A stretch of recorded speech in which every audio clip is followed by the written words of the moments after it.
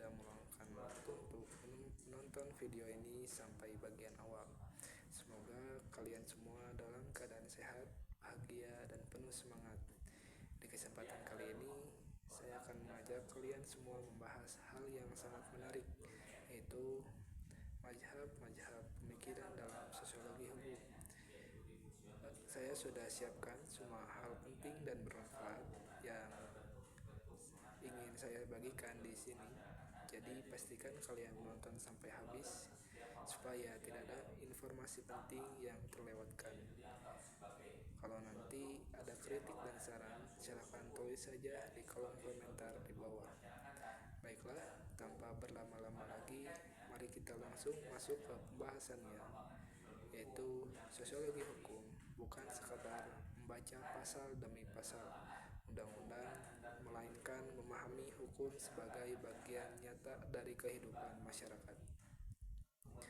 Video ini akan membahas mazhab-mazhab pemikiran dalam sosiologi hukum, tokoh pendirinya, serta aliran realisme hukum.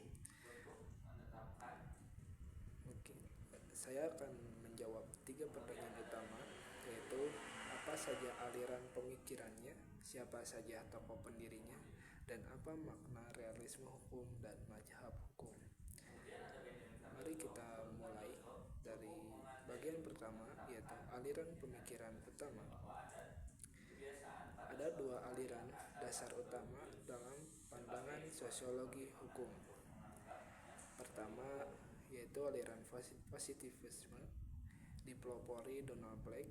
Aliran ini hanya mengkaji apa yang teramati secara nyata tanpa membahas nilai tujuan atau keadilan hukum.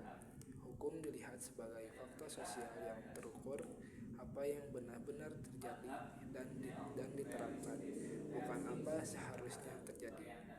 Prinsip utamanya, segala pengetahuan harus berdasar pengamatan nyata, bukan ajaran agama atau spekulasi filosofis semata. Dan yang kedua, yaitu aliran normatif. Sebaliknya, aliran ini memandang hukum sebagai lembaga nilai. Hukum lahir dan bergerak mewujudkan nilai-nilai tertentu dalam masyarakat. Ia tidak berdiri sendiri, melainkan berkaitan erat dengan politik, ekonomi, dan kebudayaan. Lalu di bagian kedua, yaitu ada tokoh peletak dasar sosiologi hukum. Tokoh pertama yang sangat penting adalah Emile Durkheim. Dalam karyanya Pembagian Kerja Sosial, ia menghubungkan bentuk masyarakat dengan jenis hukum. Masyarakat sederhana dengan ikatan kesamaan, kesetiakawanan, mekanis, memiliki hukum resif, misal hukum pidana, sanksinya berupa hukuman, penghinaan, atau pencabutan kebebasan. Masyarakat maju dengan pembagian kerja, kesetiakawanan, organis, memiliki hukum pemulih seperti hukum perjanjian, keluarga, dagang, administrasi. Tujuannya mengembalikan keseimbangan hubungan. Tokoh kedua yaitu Benjamin Cardozo, hakim sekaligus ahli hukum. Ia menekankan bahwa putusan hakim bukan sekadar menemukan hukum, melainkan menciptakan hukum sesuai kenyataan hidup. Hukum harus terus diperbarui agar tidak tertinggal dari perubahan masyarakat. Kebiasaan baru menjadi hukum jika diakui dan diberi sanksi lewat jalur pengadilan. Bagian ketiga yaitu realisme hukum dan mazhab hukum. Mungkin saya akan membahas realisme hukum, yaitu realisme hukum adalah aliran pandangan yang menganggap hukum bukan sekadar tulisan atau aturan di buku, melainkan apa yang benar-benar dilakukan dan diputuskan oleh penegak hukum di lapangan. Hukum yang sesungguhnya ada pada keputusan hakim dan pelaksanaannya, bukan pasal undang-undang saja. Intinya, hukum itu apa yang nyata terjadi, bukan apa yang tertulis saja. Realisme hukum adalah aliran yang melihat hukum sebagai apa yang benar-benar diputuskan dan dilakukan bukan sekadar teks aturan. Tokoh utamanya yaitu Cain Lewin dan Thurman Arnold. Mereka berpegang pada pandangan hukum adalah ramalan apa yang akan dilakukan pengadilan. Hukum berubah seiring gerak masyarakat yang berjalan lebih cepat daripada peraturan tertulis. Tokoh seperti Arnold menambahkan, banyak simbol dan kepercayaan hukum sebenarnya bersifat kiasan, namun tetap berfungsi mengatur kehidupan sosial. Di negara lain ada juga pembagian pendekatan menurut Hugo Sinzheimer, deskriptif, kritis, genetis, dan teoritis. Berturut-turut mengumpulkan fakta, menguji pelaksanaan, meneliti perkembangan sejarah, hingga menyusun teori hukum. Lalu selanjutnya yaitu mazhab hukum.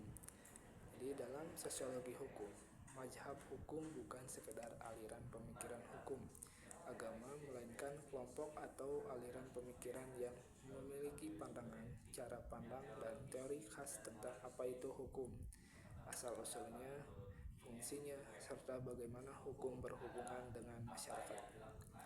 Intinya, sosiologi hukum memandang mazhab hukum sebagai cara pandang berbeda-beda dalam memahami hukum sebagai kenyataan sosial, bukan sekadar aturan tertulis saja. Mazhab utama dalam sosiologi hukum yaitu sebagai utamanya bersifat pandangan intinya. Yang pertama, mazhab hukum alam, yaitu hukum bersumber dari kebenaran mutlak, akal sehat, atau nilai-nilai kemanusiaan yang berlaku di mana saja dan kapan saja. Hukum yang adil harus sesuai dengan nilai kebenaran yang abadi. Intinya, hukum ada sebelum dibuat negara. Yang kedua yaitu mazhab hukum positivis, yaitu hukum hanyalah apa yang secara tertulis ditetapkan dan disahkan oleh penguasa atau negara saja. Yang tidak tertulis bukan hukum sah. Nilai keadilan tidak dijadikan ukuran sah atau tidaknya hukum. Intinya, hukum adalah perintah negara. Dan yang ketiga yaitu adalah mazhab sejarah hukum. Jadi hukum tumbuh berkembang bersama jiwa, budaya, dan kebiasaan suatu bangsa, tidak bisa dibuat atau diubah sesuka hati. Hukum berakar dari sejarah kebiasaan masyarakat itu sendiri. Intinya, hukum adalah cermin budaya masyarakat. Yang keempat yaitu mazhab sosiologis hukum, yaitu hukum adalah kenyataan sosial, alat untuk mengatur masyarakat. Ukuran keberhasilan hukum bukan hanya tertulis bagus, tapi apakah berfungsi dan memberi dampak nyata di masyarakat. Hukum berubah mengikuti perkembangan masyarakat. Tokoh utamanya yaitu Eugene Ehrlich dan Roscoe. Intinya, hukum harus dipelajari bersama kenyataan hidup masyarakat. Dan yang kelima, mazhab hukum kritis. Hukum bukan hal netral, melainkan alat kekuasaan yang dibuat kelompok berkuasa untuk mempertahankan kedudukannya, seringkali menguntungkan kelompok kaya atau berkuasa saja. Intinya, mengkaji hukum dari sisi ketimpangan, kekuasaan, dan keadilan sosial. Jadi, kesimpulannya,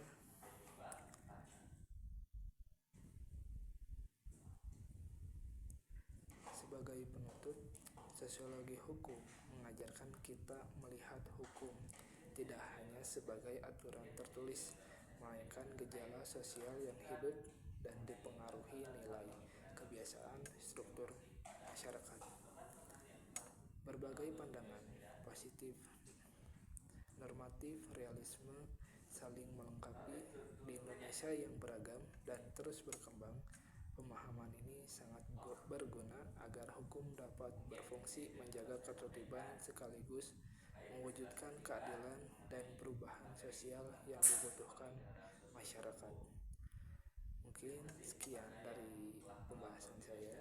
Terima kasih telah menyimak sampai akhir.